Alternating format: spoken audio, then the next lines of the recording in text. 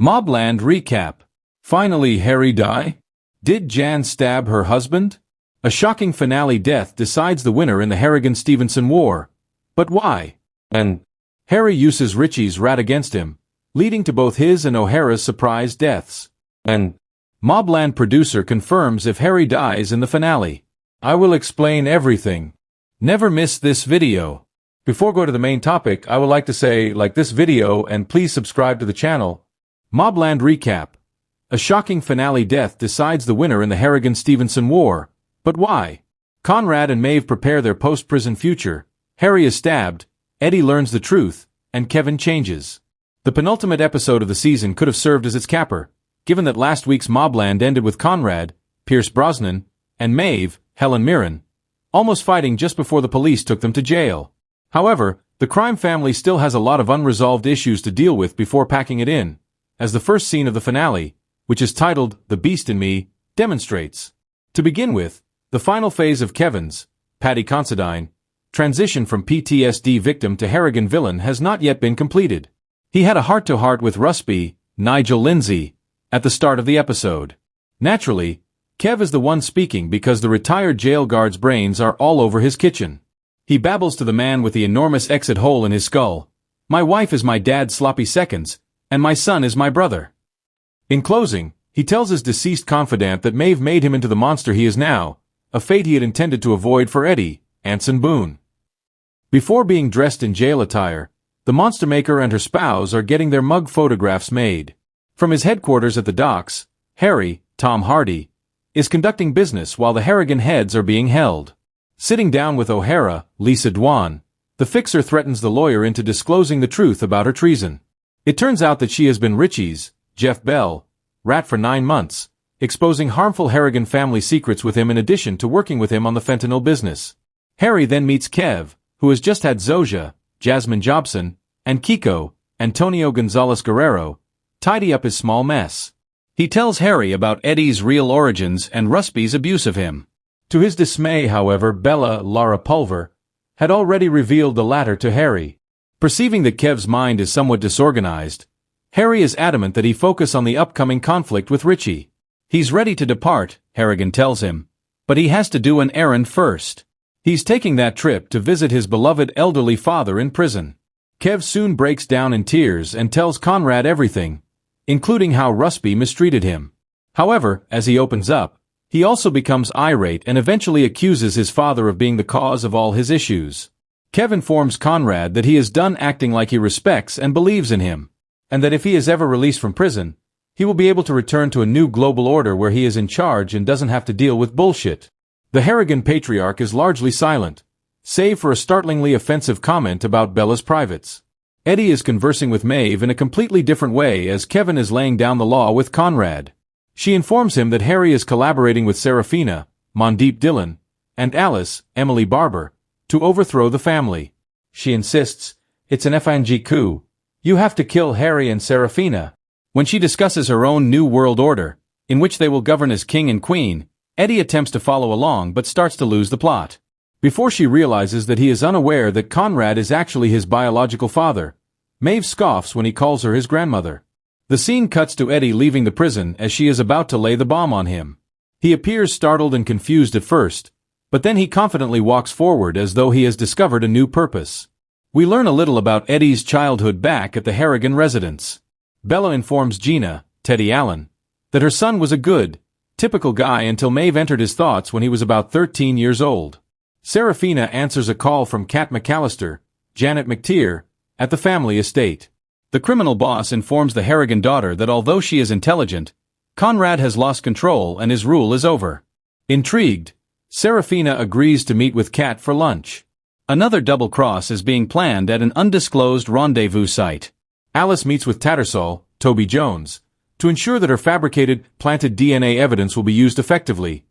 Maeve and Conrad will be held accountable for the killings of Fisk, Luke Mabley, and Mukasa, Gemma Knight Jones. Tattersall hands over a backpack full of cash to the undercover police and gets out of the car. Then 2 men come in, use a rag soaked in chloroform to render Alice unconscious, and then they drive away. The dishonest copper summons Richie outside to inform him that the job is finished. Harry calls O'Hara once she's back in the city. He starts, "Here's what I need you to do." O'Hara then calls Richie urgently, requesting that they meet at the Sinful Monkey. She tells him during their sit-down that she has been dispatched to set Stevenson up and that Harry is aware that she is a rat. Richie will be ambushed by Harry and his team when O'Hara invites him to her office. She then calls Harry and arranges the setting in front of Stevenson as a sign of her loyalty. She also suggests that Richie strike while they are unguarded by revealing to him where Jan, Joanne Froggatt, Gina, Bella, Serafina, and Eddie are hiding. With the strategy in place, Richie sends one tiny army to the safe home and another to O'Hara's office. Telling his warriors, "Today, we win this war." Bella watches her father being probed during a news conference inside the Harrigan bunker. Her dubious arrangement with Antoine, Gregoire Collin, appears to have been a component of a complex scheme to destroy him. While her father is accusing her of having recorded comments taken out of context, Eddie interrupts. He's looking for answers. Bella tells Eddie that she loves him even if she acknowledges that Conrad is his father. Her son starts suffocating her as she gives him a hug. He snarls, "Nobody lies to me anymore," and clamps down harder on her throat. Kiko enters and removes Eddie from her as she lets out what appears to be her final breath. He throws him in Zoja's direction, and she puts her fist to Eddie's stomach. Bella orders them to stop bothering her kid. O'Hara's office in London is about to be ambushed by Richie's men. Harrigan chief henchman Paul, Emmett J. Scanlon, looks on from a distance as they enter the structure. Richie has O'Hara call Harry in the interim to inform him that she and Stevenson are alone at work. Meanwhile, Richie's heavies continue to arrive at the safe house. Jan, Gina, Bella, and Serafina slip out as they enter. To let their employer know the place is empty, Stevenson's guys call him. At that moment, Kiko and Zoja throw a grenade into the chamber. After its deadly explosion, Harry's dynamic pair dash in to complete the task. However, Kiko is shot in the chest by one of Richie's guys who gets the jump on him. The Harrigan opponent attempts to comprehend the situation. He questions O'Hara aggressively at the Sinful Monkey as things get out of hand. Paul, in the meantime, sets off a bomb, destroying her office and murdering Stevenson's men within. Then, as soon as Harry and Kev arrive to the pub, they dispatch a couple of Richie's thugs by the bar. After that, they barge into Stevenson's workspace. Using O'Hara's body as a desperate shield, Richie kidnaps her. Harry and Kev, who don't care about the Harrigan rat, go straight through her to get to Richie. Before telling the crime leader to look him in the eye, Kev punctures him twice more. Richie laughs and smiles at Kev as blood pours from his mouth, and Kev replies, "The Harrigans say hello." Then Kev fires one last shot into Richie's eye. O'Hara trembles on the floor nearby and pleads for her life. Harry shoots her once in the head to end her life. In the following scene, an unidentified caller using a burner phone texts Maeve in her prison cell, saying, "The war is won." She calls Conrad right away, who is also becoming comfortable in prison, and admits that she was not just responsible for everything but that it was all a test. As he laughs and scoffs, he refers to her as a fangy mad bitch. Maeve, however, is adamant, likening herself to a ruthless Mother Nature who is adored in spite of her cruelty. She says she has been putting her husband and the rest of the family to the test. "The exam isn't finished yet," she cautions him. At last she says, "And that, Conrad, is why you love me." He admits that he adores every aspect of her personality. After resolving that, Maeve proceeds to the next task. "How the F do we get out of here?" Harry seemed to be working on that already, though. He gives Kev access to an audio file back at the docks. He surreptitiously recorded Alice's scheme to fabricate the evidence the night he apparently let her depart the Harrigans, with their DNA, without incident. We get a gloomy look at the aftermath of the crime family's final confrontation when we briefly return to the safe house and the Sinful Monkey. Zoja and Kiko, who recently passed away from his gunshot wound, sit silently at the former. The devastation around her shakes Jan as she enters. She escorts Zoja out quickly. As police photographers take pictures of Stevenson and O'Hara's bodies at the Monkey, Tattersall looks around the crime scene in shock. Harry still has to answer to Kat even after the conflict with Richie is over. When they meet, they talk briefly about Stevenson's passing. But Kat can't wait to start the next fight. She requests Harry's assistance in getting rid of Serafina, Kevin, and Conrad. She then makes Harry an attractive offer that would get him to switch sides and work for her. He respectfully rejects, asking Kat to honor his commitment to Conrad. But she insists that she is attempting to assist him in escaping a sinking ship, so she presses the subject. With or without Harry's assistance, Kat says she will defeat the Harrigans. The Fixer is still declining, but less politely and with respect. Kat, who is not used to having her desires ignored, quietly threatens Harry's family and warns him that he is making a grave error. He replies coolly, "We will see," and leaves. Bella and Kevin are having their most private discussion of the season at the Harrigan mansion. His wife is well aware of the sexual abuse he suffered while incarcerated because the former seems to have talked while he was asleep. Bella reveals that her father had also sexually assaulted her, which ultimately caused her to destroy his life and reputation through the Antoine deal. Kev asks his wife if he can rely on her to support him or if she will support Conrad while they console one another. Big changes are on the horizon, he assures her, and the real battle will begin when his parents are released from prison. She holds his hand, caresses his face, and says, "I'm with you." Harry and Jan are divorcing, but Kev and Bella are getting back together. He meets her in the kitchen as she chops vegetables to deal with the bustle of the day. He assures her that everything will be different after telling her that Richie is dead. But Jan isn't listening to any of it. She no longer wants this life for herself or their daughter. She cuts her finger by mistake as a result of her mounting rage. She becomes even more irate when Harry attempts to check the wound. She screams, thrashes, and inadvertently stabs him in the chest. Jan becomes alarmed, but Harry assures her that he is all right and she need not worry. Calmly, he enters another room, takes a seat, and looks down at the sword buried deep within him. "Effenji hell, Jan," he responds. "Well, now you have my complete attention." The two laugh strangely at one another. Conrad exits his detention cell with confidence as the season finale comes to a close. The Harrigan dad, dressed in a gray inmate sweatsuit, strides among the general public of the facility while the Rolling Stones' "Sympathy for the Devil" plays over the scene. He receives great applause and cheers from the other inmates. Conrad devours it, pumping his fists and shouting, "Bring it on!" over and over. Then, surrounded by his devoted followers, he starts encouraging them. Before the screen goes black in MobLand's first season, Conrad exclaims, "F.M., throws up the middle finger, and grips his crotch. MobLand producer confirms if Harry dies in the finale. In MobLand Episode 10, the Season 1 finale, Tom Hardy's character, Harry D'Souza, was unexpectedly stabbed, leaving his destiny up in the air. The subject of Paramount Plus' original crime drama series is the turbulent gang battle between the Harrigans and Stevensons in modern-day London, with Harry, the Harrigans' fixer, at its center.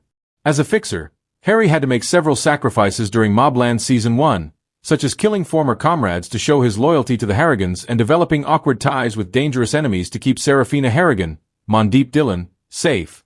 Despite Harry's outstanding efforts to ensure the Harrigans' victory, his wife Jan D'Souza, Joanne Froggatt, and daughter Gina, Teddy Allen, suffered immensely as a result of their participation in his reckless lifestyle. This argument thus came back to haunt Harry in MobLand Episode 10. Throughout MobLand, Jan D'Souza had to cope with the turbulent aftermath of Harry's work with the Harrigans. Even though Harry tried to make things right by giving his family a comfortable existence, Jan felt that she had had enough of trying to make sense of everything. After Harry and Kevin Harrigan, Paddy Considine, finally outwitted and killed Richie Stevenson, Jeff Bell, ending the bloody mob war, the final scene of MobLand Episode 10 included an emotional interaction between Harry and January. As the married couple's relationship began to disintegrate, Jan disclosed that she was sick of living the dangerous life Harry had made her lead. Harry told her that Richie's death had changed everything and that things could now go back to normal.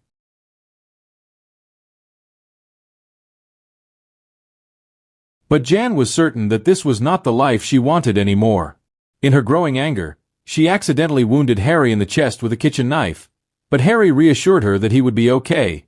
In the final seconds of the episode, Harry just walked into another room and sat down, as if he didn't have a knife on his chest. The scenario verified that Harry's wound is not lethal because he can sit and walk without any issues. Considering how crucial she is to MobLand's broader storyline, Harry's casual demeanor suggests that he won't pass away. See more about the series' complex Harrigan family tree. It is not surprising that MobLand has not yet been renewed for Season 2, considering that the Season 1 conclusion just premiered on Paramount Plus.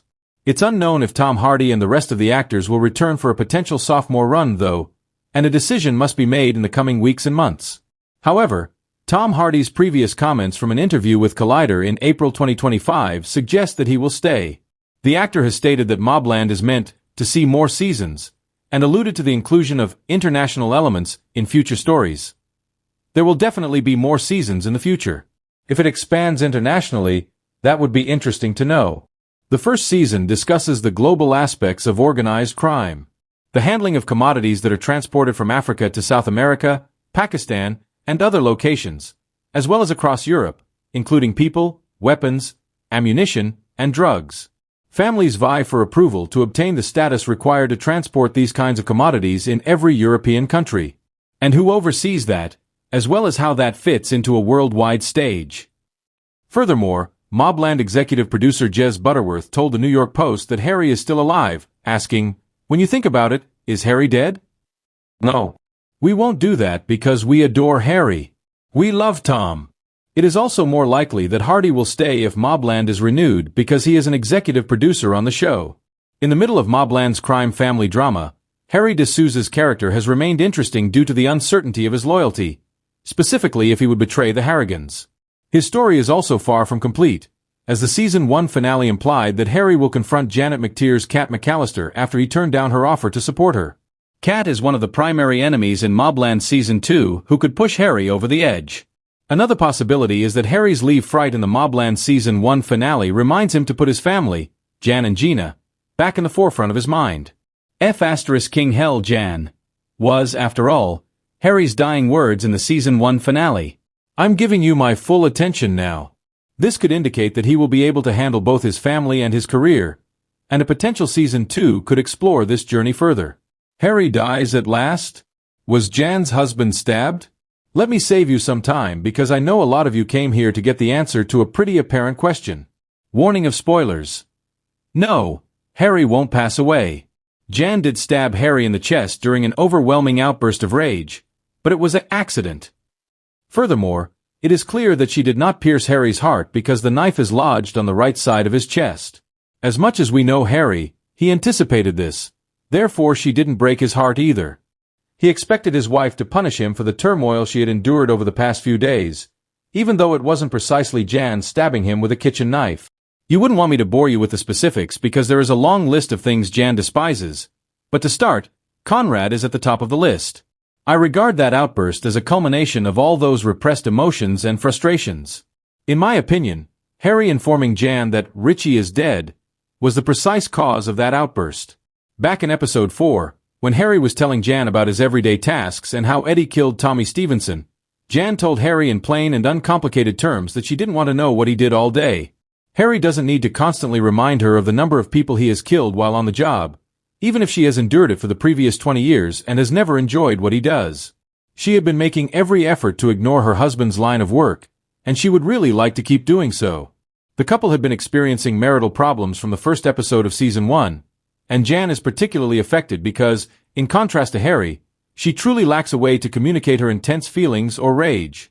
She tried primal therapy on the first episode because she believed her needs weren't being addressed. By attending those sessions, Jan was able to get a clear picture of the person causing her nightmares. She had been willing to sit down and discuss it with him since, yes, it was Harry, but he neglected to give his wife the time she needed because he was too busy mending dead bodies for the Harrigans. Jan even scheduled a couples therapy session, but Harry failed to show up as usual. Therefore, I don't think it's truly Jan's fault that she lost her temper and stabbed him. Whether it was an accident or not is up to you. But you must recognize the irony in this situation. In the end, Harry's own wife performed the favors because no one from the outside could even touch his body. Even while Jan wasn't technically a rat or a mole, she was an insider who caused a lot of harm, at least to Harry, and the show had been about a rat in the family who was attempting to undermine its foundations from the start. He will need some time to heal from the stab wound, but by the time MobLand's second season rolls around, he will be able to engage in combat.